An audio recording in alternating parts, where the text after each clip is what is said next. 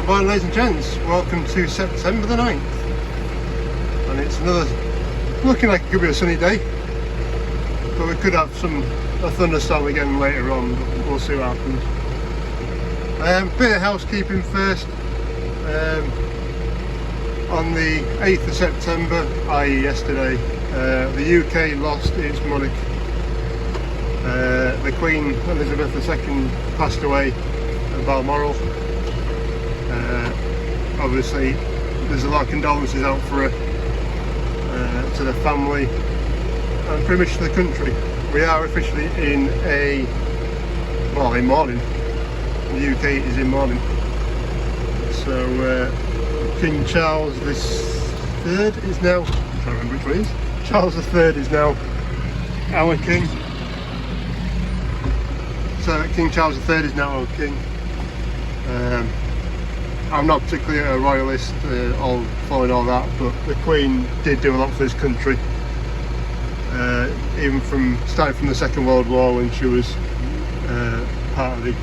she was part of the army. So, and then carried us through until obviously the modern day. Even a couple of days before she passed, she was still working with the old girl. And obviously she wasn't looking too well, but that's what she wanted to do, was keep her country going, and I think she did that marvellously. So anyway, that said, unfortunately the rest of us still do have to work, and this morning I'm obviously in the T5 and I have the Parmiter on the back. So this is my new post knocker. Come back out, it's a bit better. So I've done about half a day with it. I still haven't had a full day on it, and I've not really got completely used to it. But yeah, we're getting there. The other thing slightly is as well is the tractor is quite powerful. So the mate I got this off ran a Ford 2000 from, I think it was 76, something on there, mid-70s anyway. And it was pretty much on top of the tractor. Well, this tractor is definitely on top of that knocker now. I've got to be quite gentle. I know I can set hydraulics down at the back, but I don't know if that affects the drop height on it, on the actual weight, which is just there. So anyway, yeah, we're not doing too bad. And well, I've got a post just there to go knock him. So I shall try and do this one-handed, which could be interesting. So I'll try and do it left-handed as well, which doesn't really help. I've got camera in right hand. But... So yeah, this is one of two wire fences that are left on the estate. The other one is in the boys' winter field, which is just behind the hedge. They're a bit of a legacy, but I'll explain that when I'll go out and I'll explain it a bit more. So just drop in, there's a leg on the bottom of this mast. So what I'll do is try to get it onto the floor, touch the floor, lift it back up just off the floor. Ooh, back her in again. So it's just touching the fence. Into neutral, handbrake, and set her down. And then basically all the power from the knocker that doesn't get taken by the post doesn't go through the linkage down here and the shafts and whatever else. So, but yeah, that's pretty much how I'm set up at the moment. You see that foot's on the floor. This fence line has a tendency to go like that because the horses want to get in the ditch. So I pretty much get the post where I can. I do have a post holder here, which I can slide a little bit further up, but I'm still in the way of the fence. It won't really work. So I'm kind of have to do it by hand. So I pretty much jam the post and then give it a quick tap on top and then reset it and yeah, play around a little bit. It's quite nice having my fencing gear as well on back. But so yeah, there's two fence lines. One that runs all the way down here and obviously all the way up there. And for those who are regulars, the hay field at the back there, this is actually the same fence. So it pretty much takes almost 3/4 of a mile, that fence. Because this field is all open, that fence line there wasn't there. And these two fields, this one and the boys' winter field, were actually used before the livery yard by a sheep farmer. hence why it's stuck wiring it. And then he used to take him up to that far corner through, and there was a couple of paddocks there to help him separate out whatever he needed to do. So yeah, this is just it's a bit of a legacy from that. And I don't really want to post them around at all because that costs a bloody fortune.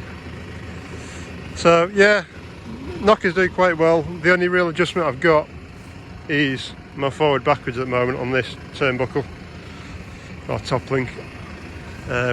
Obviously how much I hit it up and down. But there's two things I gotta watch. Is one, I don't bray the hell out of that when you get down towards the bottom, because you can snap them. And then two, you don't want to try and throw it off the top either, which with this thing it's pretty impressive.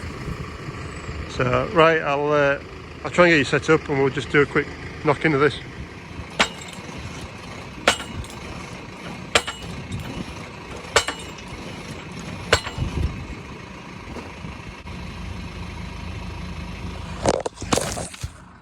Right, typically the wind took my phone off at the last minute, but I think you get the picture.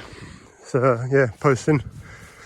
I did jump out just to tweak it a bit because it was getting kicked a little bit, but that's fine. It's fine for me, fine for horses. I don't mind. I've not got this set, or the foot set low enough to knock the post a bit further down. So basically the top of that post there is pretty much the top of this here. So I need to drop it down a hole. But saying that, this fence is very short anyway, so what we can do is pop the wire up to there, gives us a bit more height. Stops the horses leaning over so much. So yeah, a few more to do. I've run out of posts now. But it's simple as that, and then just put a staple on it. Staple it up every other wire that's on it. So generally, I'll start at the top, third, fifth, and then almost leave the bottom anyway. I'm not too fussed about the bottom. And I do leave the old posts in.